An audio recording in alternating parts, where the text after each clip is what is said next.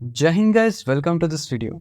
आज हम इस वीडियो में इस पॉलिटी सीरीज़ का थर्ड पार्ट देख रहे हैं। और जब हम थर्ड पार्ट की बात करते हैं तो इसका मतलब हमने पहले काफ़ी कुछ कवर कर चुका है, जैसे कि हमारी फंडामेंटल ड्यूटीज़, फंडामेंटल राइट्स, हमारी डीपीएसपीज, हमारी कॉन्स्टिट्यूंट असेंबली और हमारी प्री हिस्टोरिक, हम बोल सकते हैं यहाँ पे प्री इंडिपेंडेंस पॉलिटी। अब हम बात करने वाले हैं यूनियन एग्जीक्यूटिव के बारे में, जिसका जो हमारा डिस्क्रिप्शन है वो आर्टिकल 52 से आर्टिकल 78 में मिलता है। क्लियर? और ये हमारे पार्ट 5 ऑफ इंडियन कॉन्स्टिट्यूशन में आता है। हमने पार्ट्स पढ़े हैं स्टार्टिंग से। हमारा जो फर्स्ट पार्ट होता है that is about territory of India. Second part बात करता है हमारी सिटीजनशिप के बारे में। थर्ड पार्ट हमारा बात करेगा fundamental rights and fourth part is about DPSP. और उसी में हमारे पास एडिशन भी है फोर्थ ए पार्ट जो है हमारा, वो हमारा फंडामेंटल ड्यूटीज की बात करता है। एंड देन हमारे पास है पार्ट 5 जो कि यूनियन एग्जीक्यूटिव की बात करता है। अब यूनियन एग्जीक्यूटिव में कौन कौन आते हैं उसको देखते हैं। तो हमारे यूनियन एग्जीक्यूटिव में सबसे पहले आते हैं हमारे प्रेसिडेंट, जिनके हस्ताक्षर के बिना कुछ काम हो नहीं सकता। देन हमारे vice president, then PM, council of minister and plus attorney general. Attorney general specifically याद रखना है, क्योंकि हमको बाकी तो याद रहते हैं लेकिन अटॉर्नी जनरल हम कहीं ना कहीं मिस करते हैं। अब हम एक एक्स्ट्रा चीज और पढ़ते हैं, प्रेसिडेंट हमारे लेजिस्लेचर के भी पार्ट हैं and he is also part of union executive. तो डोंट गेट कंफ्यूज अगर कहीं पे क्वेश्चन आता है। क्लियर? चलिए, और हमारे प्रेसिडेंट क्योंकि इलेक्टेड है इसीलिए इंडिया को हम क्या बोलते हैं? रिपब्लिक बोलते हैं। ठीक है, तो हमारी इंडियन स्टेट कैसी भी है? एक रिपब्लिकन स्टेट है। क्लियर? चलिए, अब कुछ इलेक्शंस की क्वालिफिकेशन है अगर कोई प्रेसिडेंट बनना चाहता है। सबसे पहला है 35 साल की उम्र होनी चाहिए, इंडियन सिटीजन होना जरूरी है, और उनके पास सेम क्वालिफिकेशन होनी चाहिए जो कि एक लोकसभा के मेंबर पे पास होनी चाहिए। ठीक है, एंड देन हमारे पास आता है कि कोई भी ऑफिस ऑफ प्रॉफिट नहीं होना चाहिए। ऑफिस ऑफ प्रॉफिट मैंने पहले एक्सप्लेन किया है। इसका मतलब होता है कि कोई भी ऐसी पोस्ट या पोजीशन आप नहीं लेना चाहोगे in the public sector undertaking जो कि डायरेक्टली इंपैक्टेड होती है by the policy making of government. Clear? Next हमारे पास आता है अदर रिक्वायरमेंट्स, जो एक बहुत ही मेजर रिक्वायरमेंट है कि अगर आप प्रेसिडेंट बनना चाहते हो तो कम से कम 50 लोग आपके सपोर्ट में होने चाहिए फर्स्ट ऑफ ऑल प्रपोजर के तौर पे, और 50 लोग आपके साथ होने चाहिए एज सेकेंडर के तौर पे।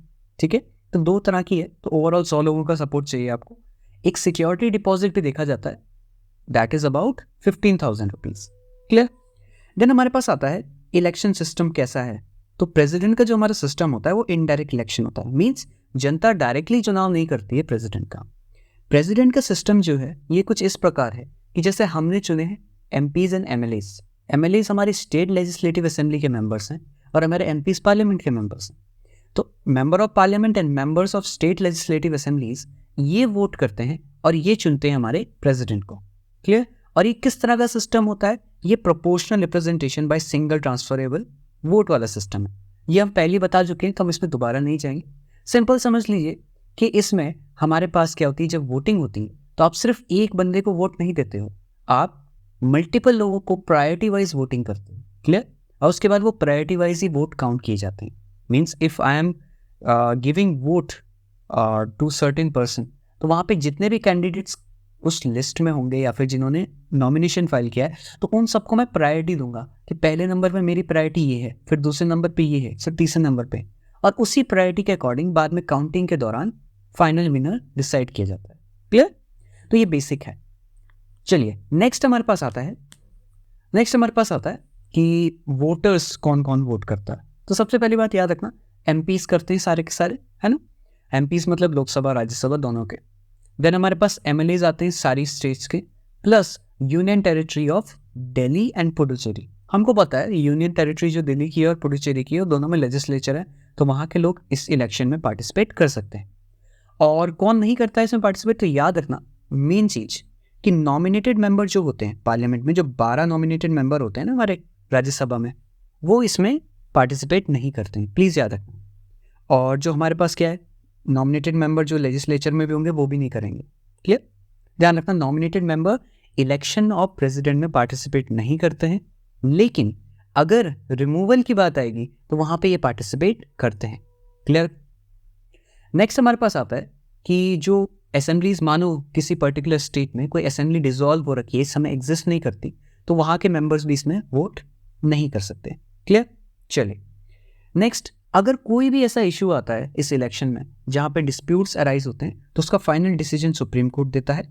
और अगर सुप्रीम कोर्ट के डिसीजन आने से पहले जो चूजन प्रेसिडेंट है उसने कोई भी ऐसा डिसीजन ले लिया है या फिर कोई भी लॉ को पास कर लिया है तो उसको वापस नहीं लिया जा सकता, ठीक है, अनटिल अनलेस पार्लियामेंट दोबारा से उसको अमेंड करता है या रिपील करता है, वो अलग चीज़ है। Clear?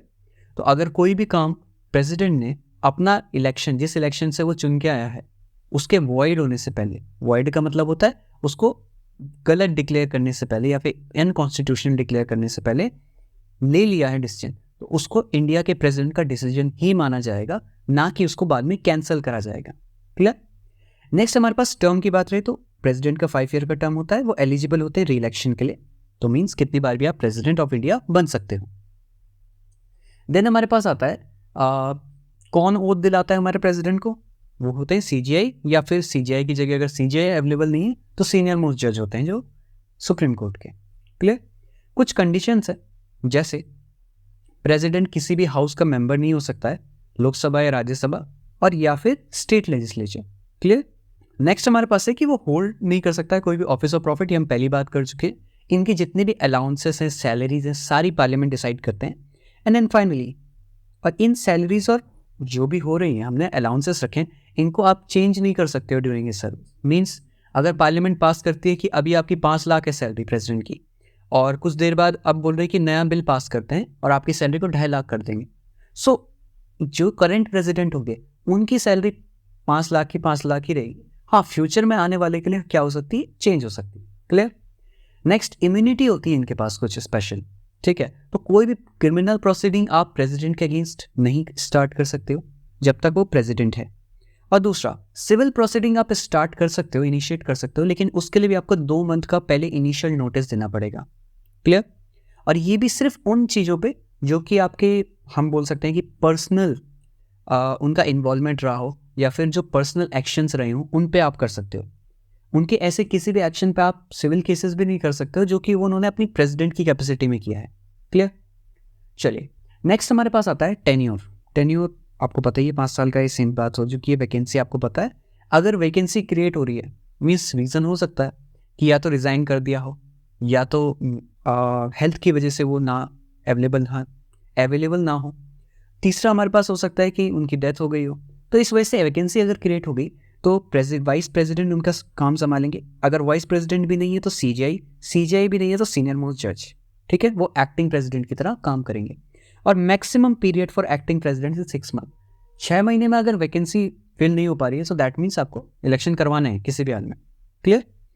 Then we have resignation, तो अपना रेजिग्नेशन प्रेसिडेंट वाइस प्रेसिडेंट को देता है, और इसी का उल्टा वाइस प्रेसिडेंट प्रेसिडेंट को देता है। ये हम आगे पढ़ेंगे। Clear? Then we have our impeachment process के रिमूवल का क्या तरीका है। अगर आप किसी प्रेसिडेंट को हटाना चाहते हैं तो ये पावर हमारे पार्लियामेंट के पास है। तो पार्लियामेंट में हमारे 2 हाउसेस होते हैं, लोकसभा एंड राज्यसभा। तो पार्लियामेंट के किसी भी हाउस में आप एक रिजोल्यूशन स्टार्ट कर सकते हो, मोशन इनिशिएट कर सकते हो, ठीक है, और इस रेजोल्यूशन को 2/3 मेजॉरिटी से पास कराना है। ये स्पेशल मेजॉरिटी है, याद रखना, ये 368 वाली मेजॉरिटी नहीं है जो कि हम पढ़ेंगे आगे, मैं बताऊंगा ये मेजॉरिटीज़ के बारे में।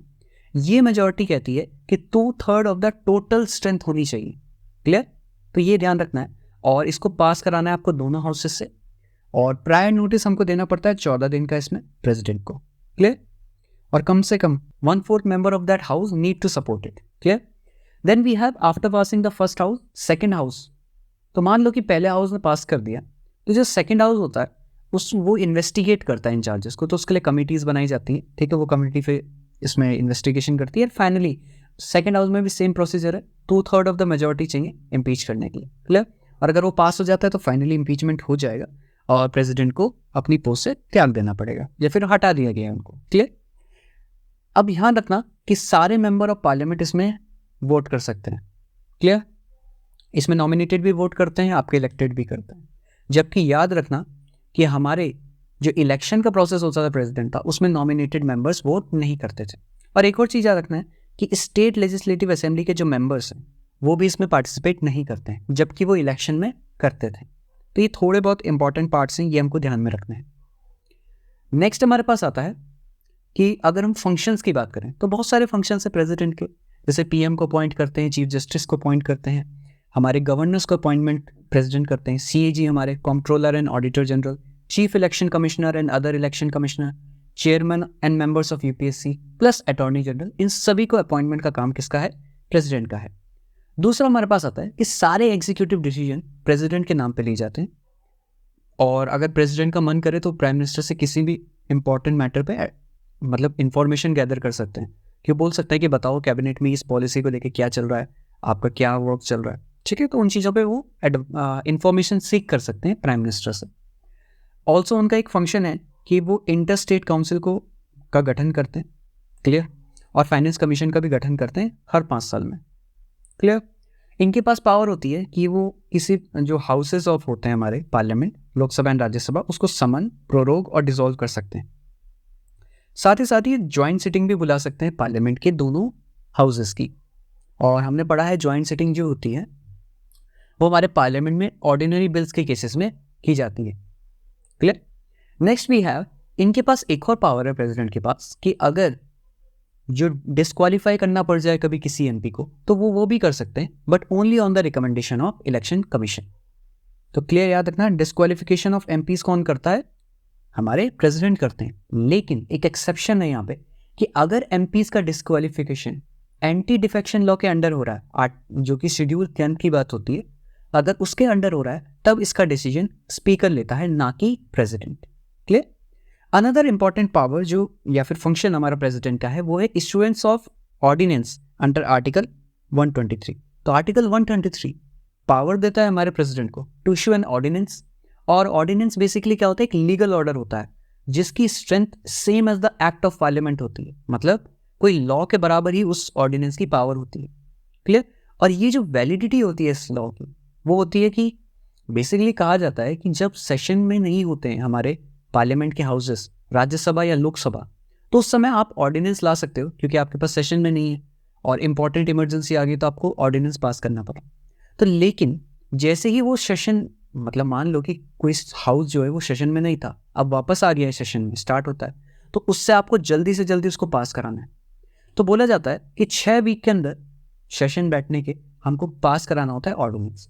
तो मैक्सिमम 2 सेशन के बीच का गैप हो सकता है 6 मंथ, और मैक्सिमम आपको कितना टाइम मिलता है? 6 वीक का टाइम मिलता है to pass that ordinance as law. So that means कि हमारे पास टोटल जो रुकने का टाइम है वो है। चलिए नेक्स्ट हमारे पास है कि सुप्रीम कोर्ट का एक एडवाइजरी जुरिसडिक्शन होता है अंडर आर्टिकल 143, जिसमें प्रेसिडेंट अगर कभी कोई एडवाइस मांगते हैं सुप्रीम कोर्ट से तो वो देनी होती है, क्लियर। नेक्स्ट हमारे पास प्रेसिडेंट के पास पावर है to declare emergency under article 352, 356 and 360। अब जो हमारा 352 है वो बात करता है नेशनल इमरजेंसी की, 356 बात करता है स्टेट इमरजेंसी या फिर जिसको हम प्रेसिडेंट्स रूल भी कहते हैं, एंड देन 360 बात करता है हमारी फाइनेंशियल इमरजेंसी को, क्लियर। नेक्स्ट हमारे पास आता है कि प्रेसिडेंट के पास स्पेशल पावर है कि वो कोई भी सेंटेंस को पार्डन कर सकते हैं, रिप्राइव कर सकते हैं, रिमिट कर सकते हैं, रिस्पाइट कर सकते हैं या फिर कम्यूट कर सकते हैं। अब थोड़ा समझ लेते हैं कि आखिर इन सारे टर्म्स का मतलब क्या है। पार्डन का मतलब होता है कि किसी भी सजा से आपको बिल्कुल फ्री कर दिया जाए, उस सजा को बिल्कुल खत्म कर दिया जाए, है ना। मान लीजिए आपको 20 साल की सजा मिली है तो उस 20 साल की सजा खत्म होगी अगर आपको पार्डन मिलता है। अगर आपको डेथ सेंटेंस मिला है तो अगर प्रेसिडेंट आपको पार्डन देता है तो पार्डन का मतलब कि अब आपको कोई सजा नहीं मिलेगी, आप फ्री हो जाओगे इसके बाद। रिप्राइव का मतलब होता है कि टेम्परेरी पीरियड के लिए आपके एग्जीक्यूशन को स्टे कर दिया जाए, क्लियर, टेम्परेरी होता है ये। Then we have remission. What is remission? कि जिसमें हम पीरियड कम कर देते हैं किसी सजा का। मान लो आपको उम्र कैद की सजा मिली है तो आप उसको कम करके आपने मान लो 30 साल कर दी, 25 साल कर दी, 15 साल कर दी। सो दैट इज कि आपने सेंटेंस को रिड्यूस कर दिया, क्लियर। क्योंकि डिफरेंट टाइप के सेंटेंस होते हैं, कहीं पे रिगरस पनिशमेंट होती है, कहीं पे नॉर्मल पनिशमेंट होती है, तो उसको आप चेंज नहीं कर रहे हो, अभी आप सिर्फ सेंटेंस को क्या कर रहे हो? कम कर दे रहे हो पीरियड से। दूसरा होता है रिस्पाइट। रिस्पाइट में हम क्या करते हैं? उस सेंटेंस की कंडीशन चेंज कर देते हैं, जो मैंने जैसे अभी बताया कि रिगरस कंडीशन को नॉर्मल किया जा सकता है। ये यूजुअली कुछ स्पेशल रीजंस पे दिया जाता है, जैसे कि प्रेग्नेंट वुमेन्स को, क्लियर। एंड देन हमारे पास आता है कि कम्यूटेशन, कि मान लो तो कोई आपको पहले किसी को सजा मिली है एज डेथ सेंटेंस, उसको चेंज करके उसको कर दिया गया लाइफ इम्प्रिजनमेंट, क्लियर। तो उसको हम कहते हैं कम्यूटेशन। क्लियर। तो ये हमारे पास बेसिकली 5 टाइप के आपकी डिफरेंट वर्ड्स हैं जो कि सेंटेंसेस से रिलेटेड है, उनको हम कम करना चाह रहे हैं या फिर उनको हटाना चाह रहे हैं। क्लियर। अब ध्यान रखना, ये सिमिलर पावर गवर्नर के पास भी होती है कि वो बहुत सारे सेंटेंसेस को क्या कर सकता है, पार्डन कर सकता है, रिप्राइव, रिमिट, रिमिशन, कम्यूटेशन सब कर सकता है। बट इसमें कुछ एक्सेप्शंस है।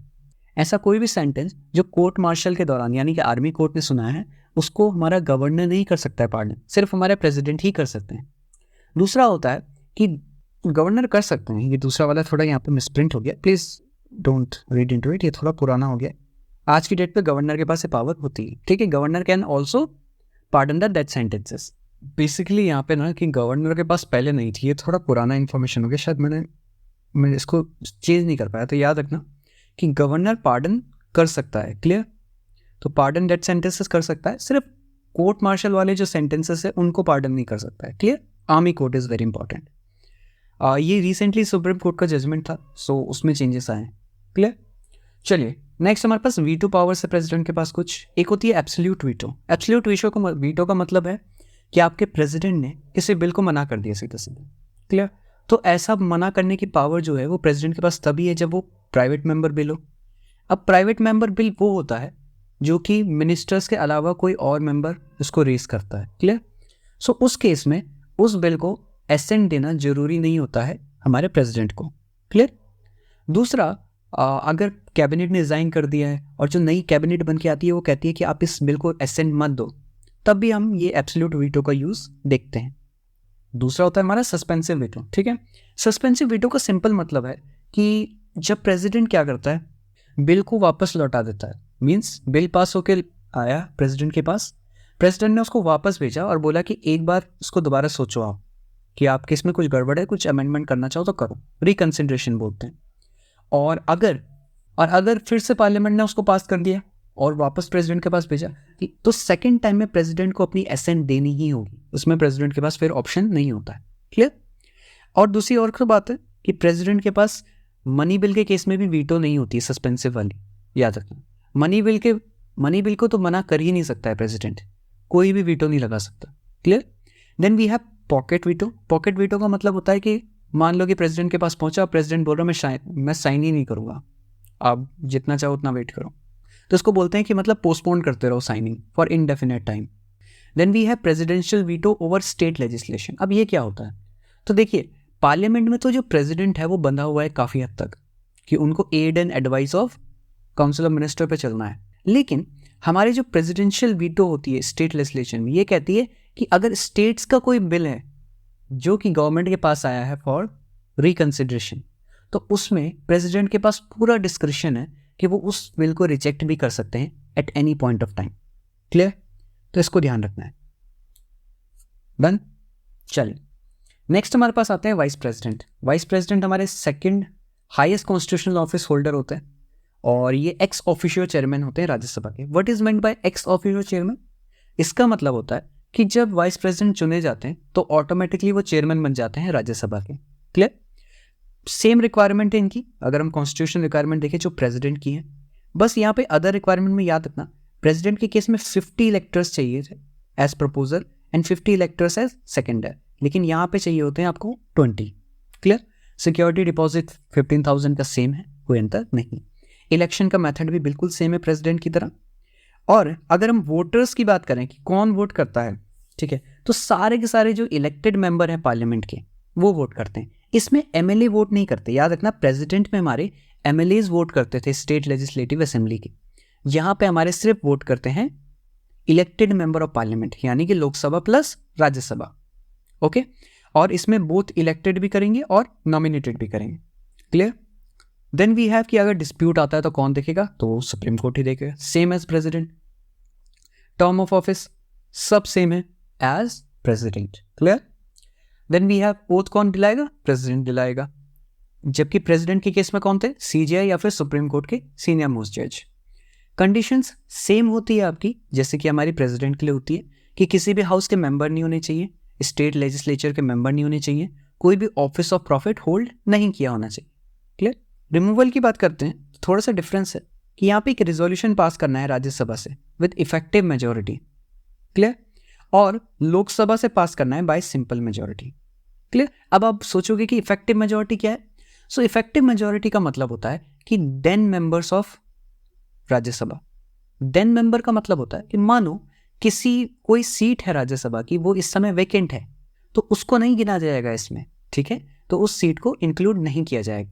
वहां पे जितने मेंबर अभी राज्यसभा में होंगे, मैं प्रेजेंट की बात नहीं कर रहा हूं जो वहां पे प्रेजेंट है, मैं बात कर रहा हूं जितनी सीट्स फिल्ड होंगी राज्यसभा में। ऐसा भी हो सकता है ना कि किसी सीट पे अभी चुनाव होने बाकी हो, वहां पे अभी खाली पड़ी हो वेकेंट, या फिर ऐसा होता है कि कोई एमएलए रहा हो, उनकी डेथ हो गई हो, उस वजह से वो वेकेंट है। तो उस पॉइंट पे हमारे पास क्या होता है, उन सीट्स को हटा दिया जाता है, जो बाकी सीट्स बचती है उसकी जो मेजॉरिटी होगी उसको हम कहते हैं इफेक्टिव मेजॉरिटी। क्लियर। तो राज्यसभा से इफेक्टिव मेजॉरिटी से पास कराना है और लोकसभा से सिंपल मेजॉरिटी, वो तो आपको पता ही है। इसमें भी 14 दिन का एडवांस नोटिस दिया जाता है और प्रेसिडेंट के केस में भी 14 दिन का एडवांस नोटिस दिया जाता है। क्लियर। चलिए नेक्स्ट हमारा टेन्योर, आप सभी को पता है, हमने बात कर चुकी है। वैकेंसी की बात करें तो अगर वैकेंसी हो जाए, मींस किसी कारणवश हमारे वाइस प्रेसिडेंट ना हो ड्यूटी देने के लिए, ड्यूटी करने के लिए, तो वहां पे हमारे पास डेप्यूटी चेयरमैन जो होते हैं राज्यसभा के, वो इस ड्यूटी को परफॉर्म करते हैं। क्लियर। रेसिग्नेशन ये प्रेसिडेंट को देते हैं, जिस तरह प्रेसिडेंट वाइस प्रेसिडेंट को देते हैं। क्लियर। एंड फंक्शन इसमें होता है कि पहले तो ये एक्स ऑफिशियो चेयरमैन है राज्यसभा के, जो हम बता चुके हैं, है ना। दूसरा, ये प्रेसिडेंट की तरह एक्ट कर सकते हैं, यानी कि बेसिकली एक्टिव प्रेसिडेंट काम करते हैं जब प्रेसिडेंट अवेलेबल नहीं होते हैं। क्लियर। नेक्स्ट हमारे पास आता है प्राइम मिनिस्टर। हमारे प्राइम मिनिस्टर जो है वो de facto real executive head है ना। नॉमिनल हेड हम बोलते हैं हमारे प्रेसिडेंट को, और रियल हेड हम बोलते हैं प्राइम मिनिस्टर। क्लियर। इनके अपॉइंटमेंट जो करते हैं वो प्रेसिडेंट करते हैं ऑब्वियसली, लेकिन प्रोसीजर ऑफ अपॉइंटमेंट नहीं लिखा गया है हमारे कॉन्स्टिट्यूशन में। क्लियर। नेक्स्ट हमारे पास जो हमारे सेलेक्टेड लीडर होता है, जिसको भी प्राइम मिनिस्टर की तरह चुना जाएगा, उसको एक वोट ऑफ कॉन्फिडेंस हाउस में क्या करना पड़ता है, पास करवाना होता है विद इन अ मंथ, है ना। जैसे नो कॉन्फिडेंस मोशन हम सभी ने सुना होगा, तो उसी तरह हमारे पास होता है vote of confidence. Vote of confidence का मतलब है कि वहाँ एक वोटिंग होगी और बोला जाएगा कौन कौन इनके फेवर में है। अगर मेजॉरिटी इनके फेवर में हुई तो ये प्रधानमंत्री बन चुके हैं, मतलब बने तो पहले ही, ऑलरेडी वो प्रधानमंत्री चुन लिया जाता है, उसके बाद वोटिंग होती है। तो मान लिया जाएगा कि हाँ, इनके पास पूरी किया है एक समर्थन है पार्लियामेंट का, और ये क्या रहेंगे, अब हमारे प्रेसिडेंट रहेंगे, प्राइम मिनिस्टर कंटिन्यू करेंगे। क्लियर। दूसरी हमको बात ये पता होनी चाहिए कि मेंबर ऑफ पार्लियामेंट्स में से ही हमारे प्राइम मिनिस्टर चूज किए जाते हैं, है ना। या तो लोकसभा के मेंबर होने चाहिए या तो राज्यसभा के मेंबर होने चाहिए। लेकिन एक एक्सेप्शन है कि अगर मान लो कोई ऐसे व्यक्ति को प्राइम मिनिस्टर प्रेसिडेंट बना चुनते हैं या फिर अपॉइंट करते हैं जो ना लोकसभा में है ना राज्यसभा में, तो उसकी कंडीशन है कि विद इन 6 मंथ, 6 महीने के अंदर उनको कोई ना कोई या तो लोकसभा का मेंबर बनना होगा या तो राज्यसभा का मेंबर बनना होगा। अगर वो बन जाते हैं तो वो प्रेसिडेंट की पोस्ट पे कंटिन्यू करेंगे, अदरवाइज उनको वो पोस्ट छोड़नी पड़ेगी। क्लियर। चलिए नेक्स्ट हमारे पास ओथ है, वो प्रेसिडेंट दिलाते हैं। टर्म इनका फिक्स नहीं होता, जब सरकार गिर जाए तब इनको छोड़ना पड़ेगा। वैकेंसी की बात करें तो रेजिग्नेशन की वजह से हो सकती है, डेथ हो सकती है। क्लियर। या फिर डिसोल्यूशन हो जाए। एक होता है ऑटोमेटिक डिसोल्यूशन जो कि हर 5 साल में होता है, और बाकी प्रेसिडेंट भी कर सकता है जब नो कॉन्फिडेंस मोशन पास हो जाए। ठीक है। नेक्स्ट हमारे पास कुछ ऐसी बॉडीज हैं जिसके चेयरमैन हमारे प्राइम मिनिस्टर होते हैं। क्लियर। जैसे कि नीति आयोग हो गया, फिर हमारे पास Indian board of wild life हो गया, national Ganga river basin authority हो गया, national commission for population, nuclear command authority, national disaster management authority. ये पहले आ चुका है, नेशनल डिजास्टर मैनेजमेंट अथॉरिटी का क्वेश्चन पहले आ चुका है। Clear.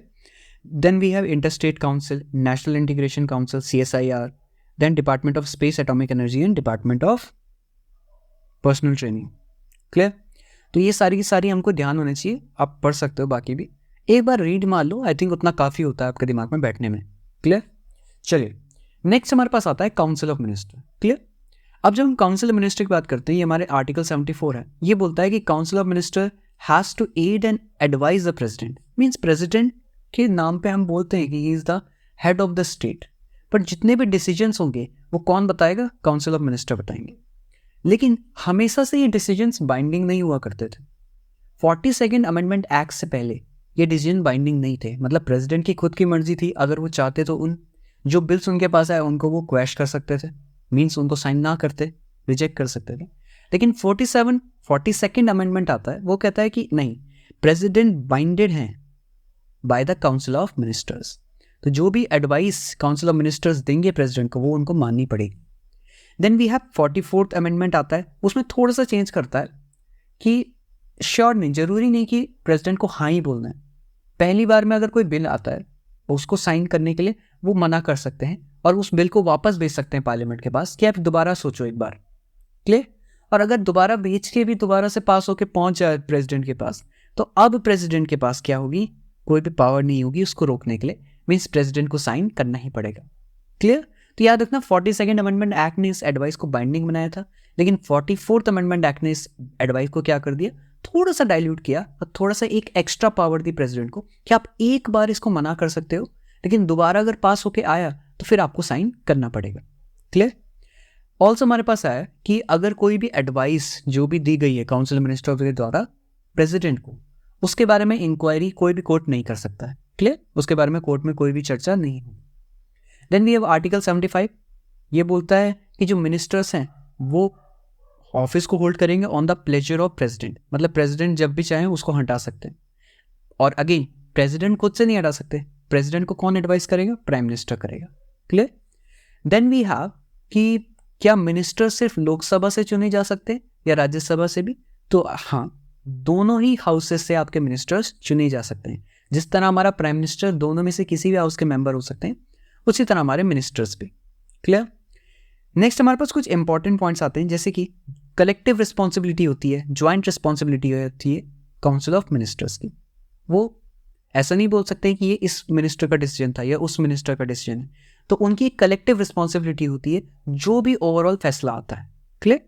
Then we have no confidence motion, इसके बारे में मैंने आपको पहले ही बात कर चुकी है कि अगर ये मोशन पास होता है पार्लियामेंट से तो गवर्नमेंट को रिजाइन करना पड़ता है। क्लियर? देन एक और इंपॉर्टेंट चीज है, याद रखना मिनिस्टर्स होते हैं कैबिनेट में, काउंसिल ऑफ मिनिस्टर्स जो होते हैं उनकी strength 15% of total strength of Lok Sabha से ज्यादा नहीं हो सकती है, और ये बात करी गई है इन 91st अमेंडमेंट एक्ट। ठीक है, तो 91st अमेंडमेंट एक्ट आया था, उसमें ये चीज बात बताई गई। Clear? Then we have India में एक प्रचलन है कि प्रेसिडेंट का साइन होना है ना, और हर जगह होता है कि head of the state sign करते हैं, लेकिन कुछ ऐसी कंट्रीज भी है जैसे ब्रिटेन हो गया, वहाँ पे जो मिनिस्टर्स होते हैं वो काउंटर साइन करते हैं, मीन्स उनके भी सिग्नेचर होते हैं किसी भी लॉ और एक्ट पे। इंडिया में काउंटर साइन का प्रोसेस नहीं है, और हम बोल सकते हैं कि इंडिया में मिनिस्टर्स की कोई भी लीगल रिस्पॉन्सिबिलिटी नहीं बनती है किसी भी एक्ट के ऊपर। क्लियर? चलिए नेक्स्ट हमारे पास कैबिनेट आता है। कैबिनेट पता है हमको क्या होता है? सो काउंसिल ऑफ मिनिस्टर में तो बहुत सारे मेंबर्स होते हैं, लेकिन काउंसिल ऑफ मिनिस्टर्स से भी कुछ सेलेक्टेड जो मेंबर्स होते हैं, बोल सकते हैं inner circle of prime minister, वो कहलाता है कैबिनेट। और जब हम कैबिनेट की बात करते हैं तो कैबिनेट कोई कॉन्स्टिट्यूशनल बॉडी नहीं है, मींस कॉन्स्टिट्यूशन में इसका जिक्र नहीं था ओरिजिनली, लेकिन 44th कॉन्स्टिट्यूशनल अमेंडमेंट एक्ट ने थोड़ा सा चेंजेस किए। उन्होंने इसका मेंशन किया आर्टिकल 352 में। किस तरह किया? उन्होंने बोला कि अगर किसी को नेशनल इमरजेंसी लगानी है, मान लो प्रेसिडेंट को, तो उनको कैबिनेट का रिटन अप्रूवल चाहिए होगा। तो वहां पे एक छोटा सा कैबिनेट वर्ड का यूज हुआ, तो अब क्योंकि यूज हो चुका है कॉन्स्टिट्यूशन में ये सब, तो इसका मतलब कैबिनेट हमारा क्या बन चुका है, एक कॉन्स्टिट्यूशनल बॉडी बन चुका है। क्लियर? ना हमारे पास कुछ टाइप्स ऑफ मिनिस्टर्स होते हैं। अब आप बोलेंगे क्या होते हैं, क्या इंपॉर्टेंट है? उतने ज़्यादा इंपॉर्टेंट नहीं है। तो हमारे पास यूजुअली क्या होते हैं, कुछ मिनिस्टर्स की कैटेगरी होती है, जैसे कि हमारे होते हैं कैबिनेट मिनिस्टर।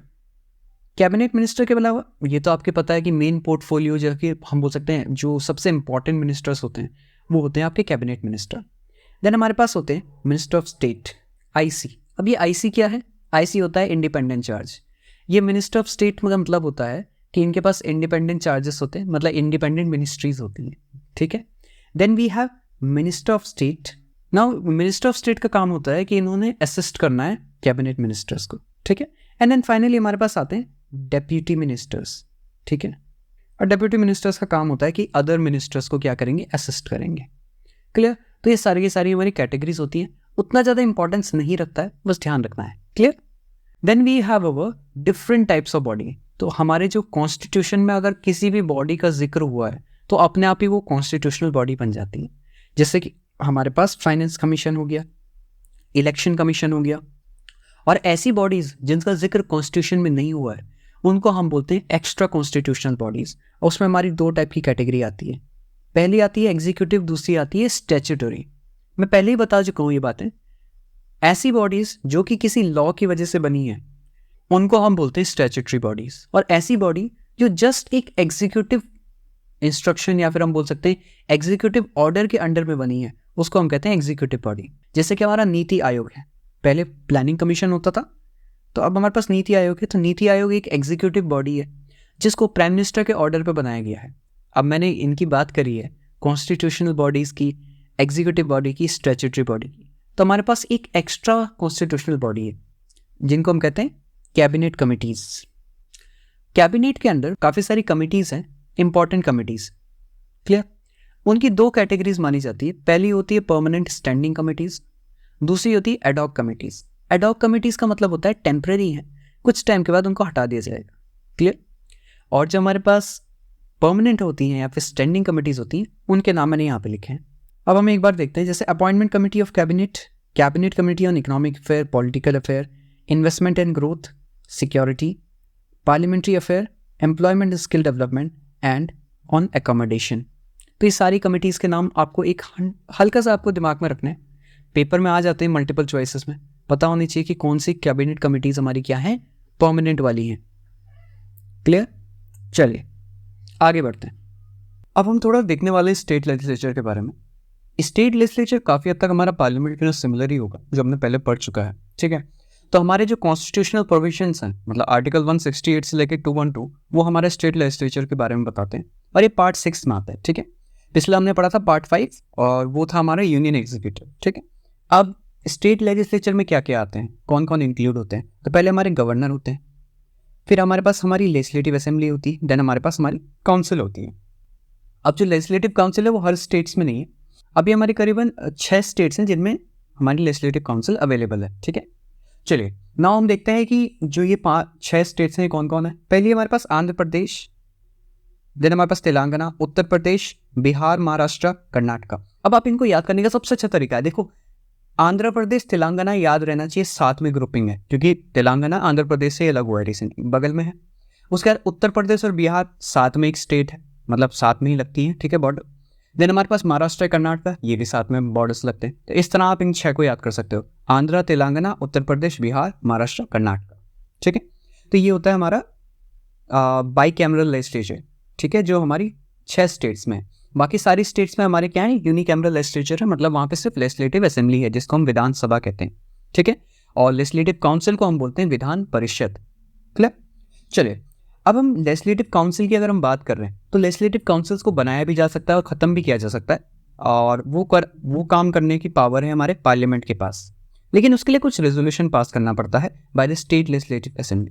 तो अगर कोई स्टेट की लेजिस्लेटिव असेंबली कोई एक रेजोल्यूशन पास करे कि वो बोलती है कि हमको क्या चाहिए, लेजिस्लेटिव काउंसिल चाहिए हमारे स्टेट में, तो उसको पास करना पड़ेगा विद स्पेशल मेजॉरिटी, और उसके बाद पार्लियामेंट से एक अप्रूवल करवाना पड़ेगा। और पार्लियामेंट से अप्रूवल का मतलब पार्लियामेंट में जाएगा ये बिल और वहाँ पे वोटिंग होगी इस रेजोल्यूशन पे, और उस रेजोल्यूशन में सिंपल मेजॉरिटी चाहिए होगी बस। क्लियर? तो याद रखना स्टेट में तो आपकी स्पेशल मेजॉरिटी लगेगी रेजोल्यूशन पास करने में, लेकिन पार्लियामेंट में सिंपल मेजॉरिटी चलेगी यहाँ पे। क्लियर?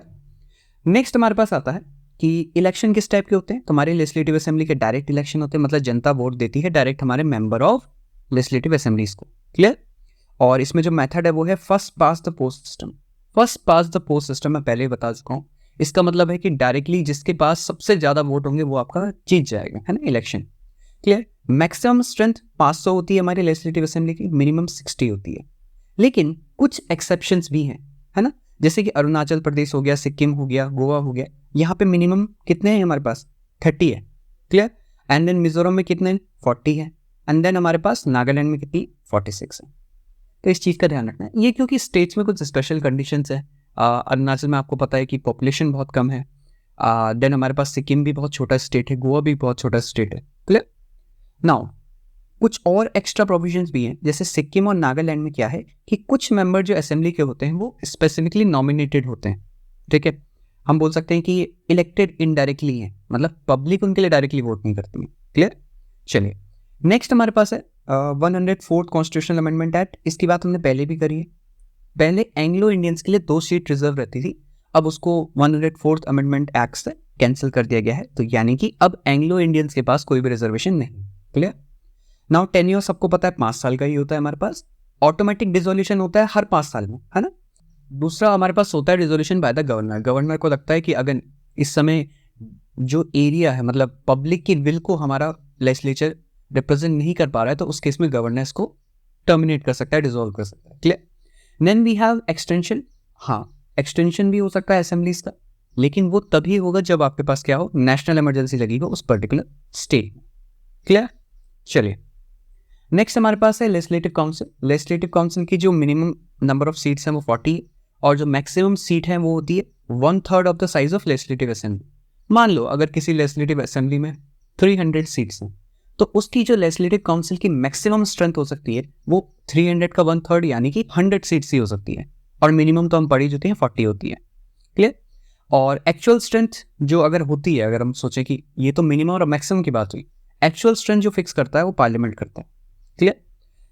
ऑल्सो हमारा जो लेजिस्लेटिव काउंसिल है वो परमानेंट हाउस माना जाता है और उसको कंटिन्यूइंग चैम्बर बोलते हैं, क्योंकि वो कभी भी डिसॉल्व नहीं होता है। उसके जो मेंबर्स होते हैं 1/3 मेंबर हर साल रिटायर होते हैं। क्लियर। ये वही वाला हिसाब है जैसे कि हमारे राज्यसभा में। Clear. Next we have our they are eligible for re elections and renomination any number. India में हमारे इंडियन कॉन्स्टिट्यूशन में कहीं पे भी मींस पोस्ट के ऊपर जो हमारे इलेक्टेड पोस्ट हैं वहाँ पे ये सिस्टम नहीं है कि आप री एलिजिबल नहीं हो।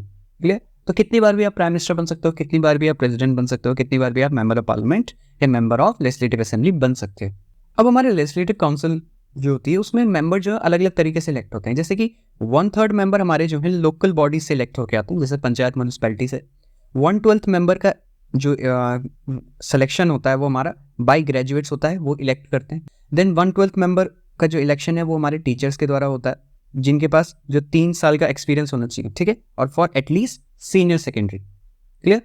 Then we have 1/3 member from the MLAs. 1/3 member हमारे एमएलए सेलेक्ट करेंगे। ठीक है। एंड इसमें इलेक्टेड वाले भी पार्टिसिपेट करते हैं और नॉमिनेटेड वाले एमएलएज भी पार्टिसिपेट करते हैं। क्लियर। एंड देन फाइनली जो 1/6 सीट्स बच जाती हैं, बाकी की बची हुई सीट, उनको गवर्नर नॉमिनेट करते हैं। क्लियर। तो ध्यान रखना है कि हमारे पास जो लेजिस्लेटिव काउंसिल है उसके लिए आपके 1/3 लोकल बॉडीज से आएंगे, 1/12 हमारे ग्रेजुएट इलेक्ट करेंगे, 1/12 टीचर्स करेंगे एंड 1/3 एमएलएज करेंगे, एंड बाकी के 1/6 हमारे गवर्नर साहब नॉमिनेट करेंगे। ठीक है। चलिए नेक्स्ट हमारे पास आता है मेंबरशिप ऑफ स्टेट लेजिस्लेचर। जब हम स्टेट लेजिस्लेचर की बात करते हैं तो हमने बता चुका है कि इसमें कौन कौन से पार्ट हैं। तो सबसे पहले बेसिक जो हमारी क्वालिफिकेशन है वो वही रहेंगी, जैसे कि सिटीजन ऑफ इंडिया होना चाहिए। ठीक है। और सेकंड, एक सेकंड,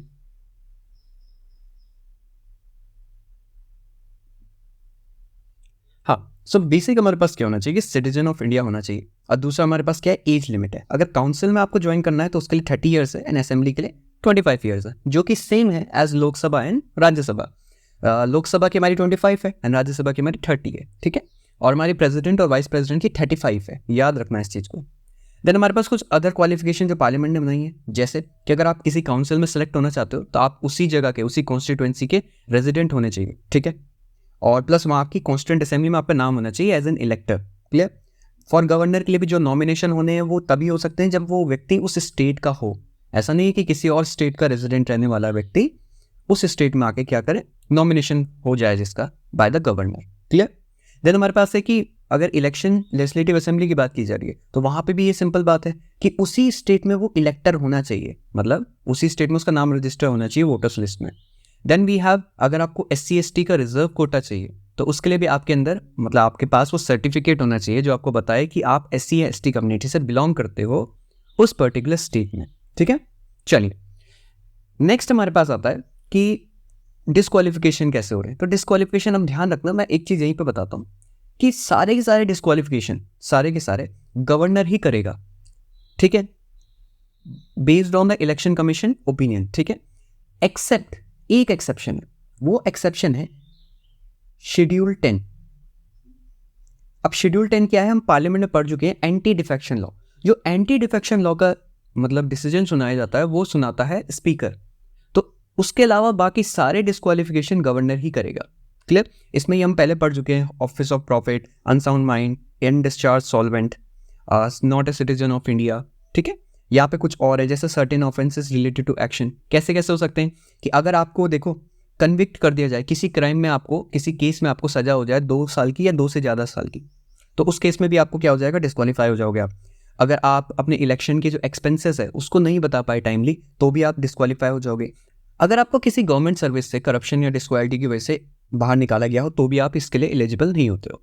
देन हमारे पास होता है कि अगर आपने कोई कहीं पे कुछ लड़ाई करने की कोशिश करी हो 2 कम्युनिटी के बीच में, या फिर ब्राइबरी में आप केस में फंसे हो, तो भी आपको डिस्क्वालीफाई किया जा सकता है। साथ ही साथ अगर आप किसी तरह के सोशल क्राइम्स में इन्वॉल्व हो, लाइक सती, तो भी आपको डिस्क्वालीफाई किया जा सकता है। क्लियर? तो ये सारे डिसीजन कौन लेगा? गवर्नर लेगा, ऑन द गाइडेंस, या फिर हम बोल सकते हैं on the opinion of election commission. Clear?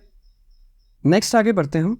अब हमारे पास अगेन कुछ और क्राइटेरिया हैं, जैसे जिससे सीट्स वेकेट हो सकती हैं। पहला हो सकता है अगर आपने डबल मेंबरशिप ली, आप दोनों काउंसिल्स के मेंबर नहीं हो सकते, मतलब assembly as well as council के मेंबर नहीं हो सकते। दूसरा होता है आपका disqualification based on defection. Defection का मैंने आपको बताया है, आगे भी हम पढ़ेंगे डिफेक्शन, ठीक है।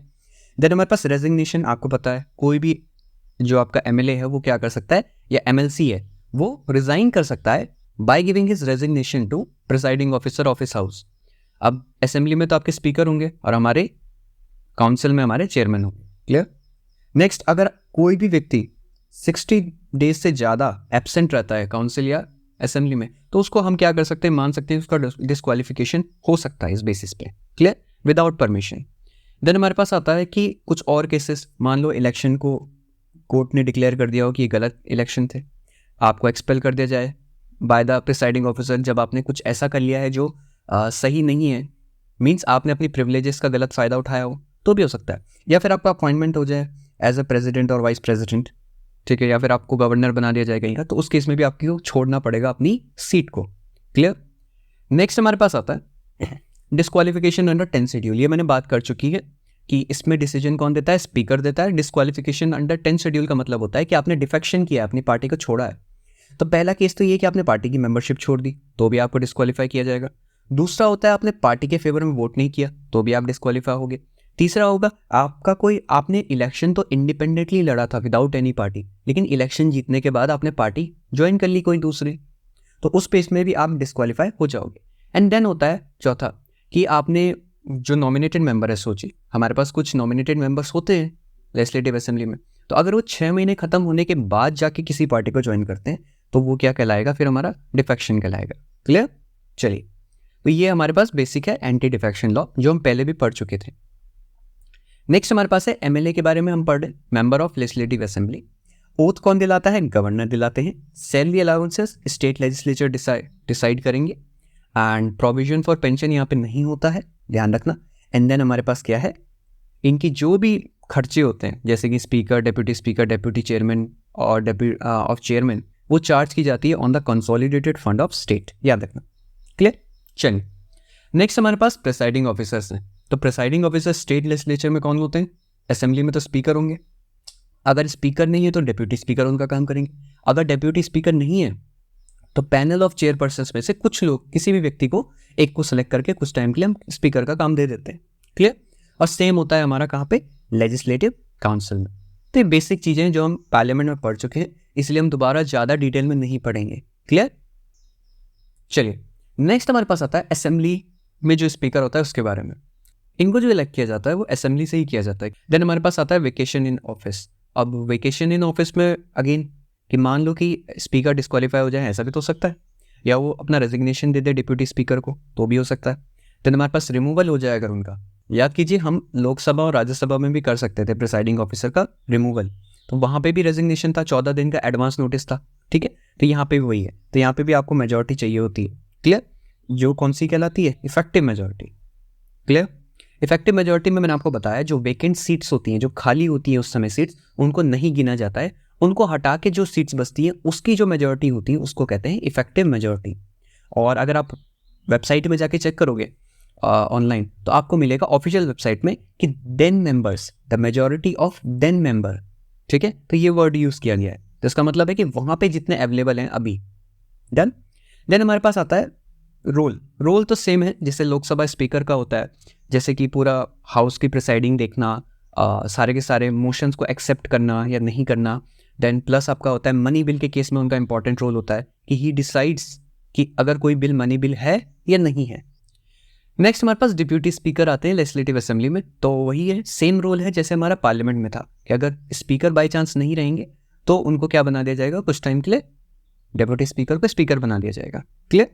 देन हमारे पास आता है वेकेशन हो सकता है, बाय रेजिग्नेशन हो सकता है, रिमूवल हो सकता है, या फिर उनकी डेथ हो जाए, ये भी हो सकता है। क्लियर। इनको भी रिमूव करने का तरीका सेम है जैसे कि स्पीकर को किया जाता है, मतलब 14 दिन का एडवांस नोटिस दीजिए, फिर आप इफेक्टिव मेजोरिटी से रेजोल्यूशन पास कर दीजिए। क्लियर।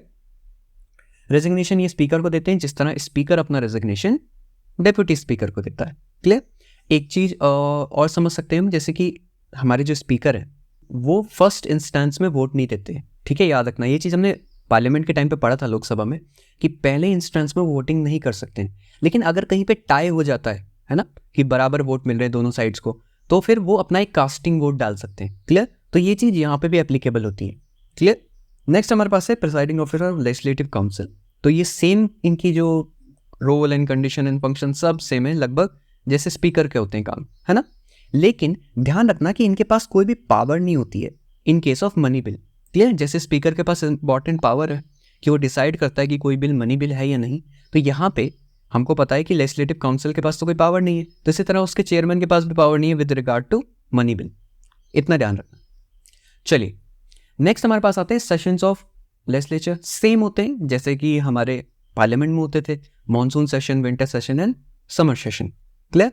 लेकिन थोड़े से और फैक्ट्स हैं जो हमको पढ़ना होगा, जैसे कि स्टेट लेजिस्लेटिव काउंसिल के पास सेम पावर नहीं है एज द राज्यसभा, और स्टेट लेजिस्लेटिव काउंसिल के पास मीन्स जो कैपेसिटी है किसी भी बिल को रोकने की वो मैक्सिमम 4 मंथ की होती है। 3 मंथ्स पहली फर्स्ट इंस्टांस में, मतलब पहली बार अगर बिल आया तो ज़्यादा से ज़्यादा वो 3 महीने तक रोक सकते हैं, और फिर अगर दोबारा असेंबली ने पास ऑन करके भेजा उस चीज़ को, ठीक है, तो फिर वो क्या कर सकते हैं, उसको सिर्फ 1 महीना रोक सकते हैं। So that's the maximum 4 month की कैपेसिटी है उनके पास। यहाँ पे जॉइंट सिटिंग का कोई कॉन्सेप्ट नहीं है, तो इनके पास कोई एक्स्ट्रा पावर भी नहीं है। और बिल्स को रिजर्व जरूर किया जा सकता है बाय द गवर्नर, तो पावर गवर्नर के पास ज़्यादा है और प्रेसिडेंट के पास ज़्यादा है बिल्स के ऊपर। क्लियर। देन हमारे पास है कि प्रेसिडेंट दोबारा रिकंसिडरेशन के लिए भेज सकते हैं, ठीक है, बिल को, और ये रिकंसिडरेशन 6 महीने के अंदर होनी चाहिए, और उसके बाद भी प्रेसिडेंट के पास फुल वीटो है, मीन्स उसके पास फुल पावर है कि वो आपकी बिल को असेंट ना दे।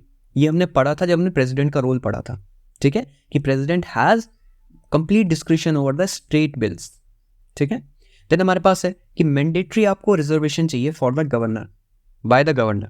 अगर बिल इस रिगार्ड में बात करता है कि हाई कोर्ट की पावर्स को चेंज करेंगे, है ना, तो मान लो हाई कोर्ट की पावर को कहीं कम करने की बात हो रही है, तो ऐसा बिल गवर्नर डेफिनेटली रोकेगा, यानी कि रखेगा for the president to reconsider, ठीक है।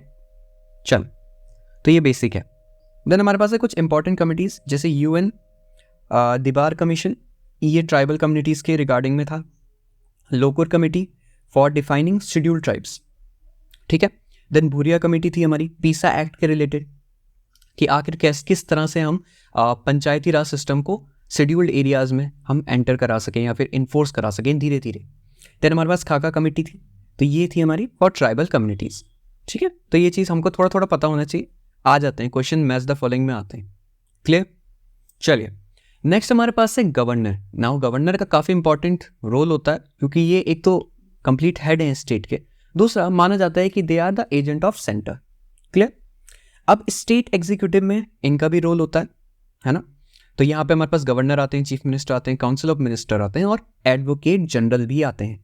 तो ध्यान में रखना है कि जिस तरह अटॉर्नी जनरल यूनियन एग्जीक्यूटिव के पार्ट हैं, उसी तरह एडवोकेट जनरल भी हमारे स्टेट एग्जीक्यूटिव के पार्ट होते हैं। क्लियर। और जो हमारा कॉन्स्टिट्यूशनल प्रोविजंस है, ये 153 से 167 में आता है फॉर पार्ट 6। क्लियर। इस चीज़ को ध्यान में होना चाहिए। नेक्स्ट हमारे पास आते हैं अपॉइंटमेंट। तो अपॉइंटमेंट के लिए हम बोल सकते हैं कि अपॉइंटमेंट करते तो प्रेसिडेंट हैं, लेकिन इसके अपॉइंटमेंट के लिए कोई स्पेसिफिक प्रोसीजर नहीं बताया गया। क्लियर। किसी को भी अपॉइंट कर सकते हो आप, एंड एक स्टेट से ज़्यादा के लिए भी आप अपॉइंटमेंट कर सकते हो किसी एक व्यक्ति का। मान लो 2 स्टेट का एक गवर्नर बनाया जा सकता है, ठीक है, और ऐसा भी हो सकता है कि एक स्टेट और एक यूनियन टेरिटरी का आपका एक गवर्नर हो। एंड इस प्रोविजन को डाला गया था कॉन्स्टिट्यूशन में by 7th constitutional amendment act. Clear. इस चीज़ को ध्यान रखना है। क्वालिफिकेशन है 35+ ईयर होने चाहिए, सिटीजन ऑफ इंडिया होना चाहिए। क्लियर, ये सेम क्वालिफिकेशन है as the president and the vice president, ठीक है। कंडीशन ऑफ गवर्नर्स ऑफिस की कुछ कंडीशंस हैं, ये किसी भी ऑफिस ऑफ प्रॉफिट को होल्ड नहीं करने चाहिए, साथ ही साथ should not be member of either house of the parliament और द स्टेट लेजिस्लेचर, ना ही एमपी होने चाहिए ना ही ये एमएलए होने चाहिए, और इनकी जो भी सैलरी और पर्क्स होती है वो पार्लियामेंट डिटरमाइन करता है, ना कि स्टेट, ठीक है, इस चीज़ को ध्यान में रखना। रिमूवल की जहाँ तक बात है तो इनको प्रेसिडेंट ही करते हैं, लेकिन कोई एक प्रोसीजर मेंशन नहीं है इनके रिमूवल के बारे में, ठीक है। रिजाइन कर सकते हैं अगर ये प्रेसिडेंट को अपना रेजिग्नेशन देते हैं, और 5 साल का इनका टर्म बेसिकली माना जाता है, क्लियर, दैट्स इट।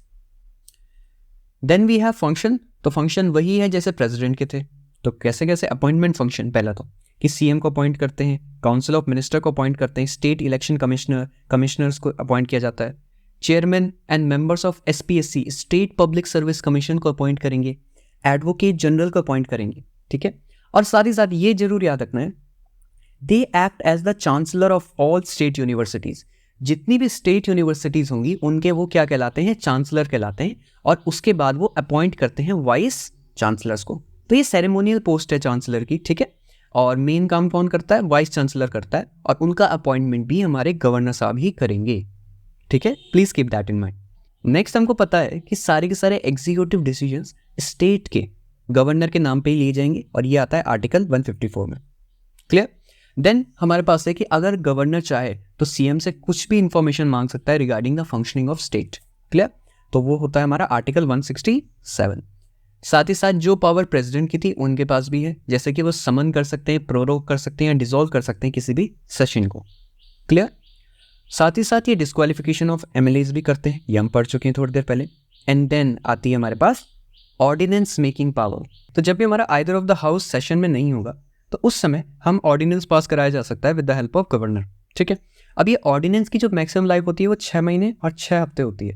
मैंने आपको पहले बताया क्योंकि दो सेशंस के बीच में जो मैक्सिमम गैप हो सकता है वो 6 मंथ्स का हो सकता है, और उसके बाद आपको 6 हफ्ते के अंदर उसको पास करवाना होता है। तो मैक्सिमम जो लाइफ होती है किसी भी ऑर्डिनेंस की वो 6 मंथ 6 वीक्स हो सकती है, बट कई बार ये होता है कि उस ऑर्डिनेंस को दोबारा पास कर दिया जाता है सेम, ठीक है, दैट्स इट। देन हमारे पास यहाँ पे थोड़ा मिसप्रिंट हो गया, ये प्रेसिडेंट नहीं है, ठीक है, प्रेसिडेंट नहीं है, यहाँ पे है गवर्नर, क्लियर, ठीक है। तो गवर्नर की कुछ फंक्शंस है, जैसे कि वो कॉन्स्टिट्यूट करते हैं finance commission every 5 year, state finance commission, power to recommend emergency, वो प्रेसिडेंट को रिपोर्ट दे सकते हैं कि आप अब स्टेट मशीनरी अच्छे से फंक्शन नहीं कर पा रही है, या फिर कॉन्स्टिट्यूशनल मैकेनिज्म का ब्रेकडाउन हो चुका है और आप इमरजेंसी लगा दीजिए, क्लियर। देन हमारे पास होता है कि ये स्टेट लेजिस्लेचर में स्पीच देते हैं फर्स्ट सेशन, जैसे कि प्रेसिडेंट देते थे, है ना, आफ्टर ईच जनरल इलेक्शन, हर जनरल इलेक्शन के बाद, और जो हर सेशन का मतलब हर साल का जो पहला सेशन होता है उसमें, ठीक है, जो कि हमारा अप्रैल का पहला होगा, क्लियर। देन हमारे पास होता है इनके पास कुछ पावर्स हैं, जैसे कि वो पार्डन कर सकते हैं, reprieve, remit, respite and commute कर सकते हैं। ये सारा का सारा हम पढ़ चुके हैं, तो अगेन हम दोबारा नहीं जाएंगे, ठीक है। देन हमारे पास होता है नॉमिनेट करते हैं ये 1/6 मेंबर को स्टेट लेजिस्लेटिव काउंसिल में, और वो जो मेंबर्स होंगे नॉमिनेटेड वो literature, science, art, cooperative movement and social service के फील्ड के होने चाहिए, क्लियर। जैसे कि आपने सुना था महाराष्ट्र में जब पहले शिवसेना की गवर्नमेंट थी, पुरानी वाली शिवसेना की, तो उस समय जो उद्धव ठाकरे जी थे उनको नॉमिनेट किया गया था बाय द गवर्नर, क्लियर, ठीक है। नेक्स्ट हमारे पास ये चीज़ मैं पहले बता चुका हूँ कि governor can not pardon sentence inflicted by court martial, ठीक है। और जो अगली लाइनें थोड़ी सी मिसप्रिंट हो गई मैंने पहले ही बताई थी कि they can pardon death sentences, अभी सुप्रीम कोर्ट का जजमेंट आया तो उसमें चेंजेस हुए हैं, क्लियर। तो ये सारे काम कर सकते हैं, दे कैन सस्पेंड मीन्स वो पार्डन कर सकते हैं, रिप्राइव भी कर सकते हैं, रिमिट भी कर सकते हैं, कम्यूट भी कर सकते हैं, ये सारी चीज़ें वो कर सकते हैं। सिर्फ आर्मी कोर्ट का डिसीजन को वो पार्डन नहीं कर सकते हैं, इतना सा एक्सेप्शन है, ठीक है। ये थोड़ा मैंने मिसटाइप इसलिए कर दी क्योंकि पुरानी इन्फॉर्मेशन थी। तो अब ध्यान रखना कि सुप्रीम कोर्ट का जजमेंट आया है कि गवर्नर के पास पावर है कि वो पार्डन भी कर सकते हैं डेथ सेंटेंस को भी, क्लियर। नाउ हमारे पास आता है चीफ मिनिस्टर। तो चीफ मिनिस्टर हमारे डी फैक्टो हेड होते हैं, गवर्नर तो नॉमिनल हेड माने जाते हैं, लेकिन जो मेन हेड है वो कौन है, चीफ मिनिस्टर है। चीफ मिनिस्टर के अपॉइंटमेंट का कोई स्पेसिफिक प्रोसीजर नहीं है मेंशन, गवर्नर अपॉइंट करते हैं और गवर्नर के पास डिस्क्रिशन होता है उनके पास कि वो किसको अपॉइंट करेंगे। ये बात की जाती है आर्टिकल 164 में, ठीक है। ओथ भी गवर्नर ही करवाते हैं। और एक और बात कि कोई भी व्यक्ति जो कि स्टेट लेजिस्लेचर का पार्ट नहीं है उसको चीफ मिनिस्टर आपने अपॉइंट अगर कर दिया है तो उसको 6 महीने के अंदर स्टेट लेजिस्लेचर का पार्ट बनना पड़ेगा, अदरवाइज उसको रिजाइन करना पड़ेगा from the post of chief minister. ठीक है। देन हमारे पास इस सैलरी एंड अलाउंसेस की बात आती है जो कि स्टेट लेजिस्लेचर डिफाइन करता है और हमारे पास कोई भी फिक्स टर्म नहीं होता है। ठीक है, ये तो हमको पता ही है। देन हमारे पास होता है कि चीफ मिनिस्टर जैसे कि प्राइम मिनिस्टर होते हैं, कुछ स्पेसिफिक बॉडीज के चेयरमैन भी होते हैं, जैसे कि वो चेयरमैन होते हैं स्टेट प्लानिंग बोर्ड के, और वाइस चेयरमैन होते हैं किसके, जोनल काउंसिल के, जो रोटेशन में हमने पढ़ा है कि बनते एक एक साल के लिए। ठीक है। देन हमारे पास है कि वो इंटरस्टेट काउंसिल के भी मेंबर होते हैं, साथ ही साथ वो governing council of NITI Aayog के भी मेंबर होते हैं। तो ये सारी चीज़ें हमको पता होनी चाहिए। क्लियर। ये वन वर्ड में हमारे पास अच्छे खासे क्वेश्चंस बनते हैं CDS एंड ये CAPF एग्जामिनेशन में। Then we have our article 163। Article 163 बोलता है कि यहाँ पे हमेशा गवर्नर को एडवाइस करने के लिए काउंसिल ऑफ मिनिस्टर्स होने चाहिए। ठीक है। और ये जो एडवाइस मिनिस्टर्स दे रहे हैं गवर्नर को, इनकी इंक्वायरी कोर्ट नहीं कर सकता है कभी भी। डन। आर्टिकल 164 बात करता है मिनिस्टर्स अपना ऑफिस होल्ड करते हैं या फिर वो अपने पद पे बने रहते हैं on the pleasure of governor. Clear. तो जब भी गवर्नर चाहे तो इनको हटा सकता है, लेकिन गवर्नर वैसे अपने आप से नहीं हटाता है, जब चीफ मिनिस्टर बोलेगा किसी मिनिस्टर को हटाने में तभी गवर्नर उनको हटाता है। क्लियर। नाउ नेक्स्ट है सेम एज द पार्लियामेंट, यहाँ पे भी काउंसिल ऑफ मिनिस्टर्स की कलेक्टिव रिस्पॉन्सिबिलिटी होती है। आर्टिकल 164 इसकी बात करता है, और जो मैक्सिमम स्ट्रेंथ है आपकी काउंसिल ऑफ मिनिस्टर्स की वो 15% होगी और मिनिमम होगी 12। ठीक है, याद रखना। और ये सारी बात हुई थी 91st अमेंडमेंट एक्ट में। दिल्ली में दिल्ली में इसकी लिमिट थोड़ी कम है, आई थिंक 7 और 10 है, मैं श्योर नहीं होगी, तो आप देख सकते हो दिल्ली में एक एक्सेप्शन है इसका। ठीक है। देन हमारे पास minister do not countersign order of governor, जैसे कि प्रेसिडेंट के केस में था कि मिनिस्टर्स प्रेसिडेंट के जो ऑर्डर थे उसको काउंटर साइन नहीं करते, यानी कि लीगल रिस्पॉन्सिबिलिटी यहाँ पे नहीं होती है हमारे मिनिस्टर्स के पास, तो इसको भी ध्यान में रखना है। तो यहाँ पे कलेक्टिव रिस्पॉन्सिबिलिटी तो है, लेकिन लीगल रिस्पॉन्सिबिलिटी किसी भी ऑर्डर के लिए या फिर किसी भी लॉ के लिए नहीं होती। अब नेक्स्ट हमारे पास इसके बाद पंचायती राज आएगा, और उसको हम एक साथ ही स्टार्ट करेंगे। आई थिंक इस वीडियो के लिए काफ़ी हो चुका है, और लास्ट वीडियो होगी हमारी अगली वाली, उसमें आपका पूरा का पूरा पॉलिटी ख़त्म हो जाएगा। इसमें थोड़ा लेट हो गया मुझे पता है अपलोडिंग में, लेकिन नेक्स्ट वाला बहुत जल्दी आ जाएगा मेरा, मैं परसों तक उसको आपको रिकॉर्ड करके पहुंचा दूंगा। So just keep revising and I will sign off from here. So stay curious and keep learning. That's it.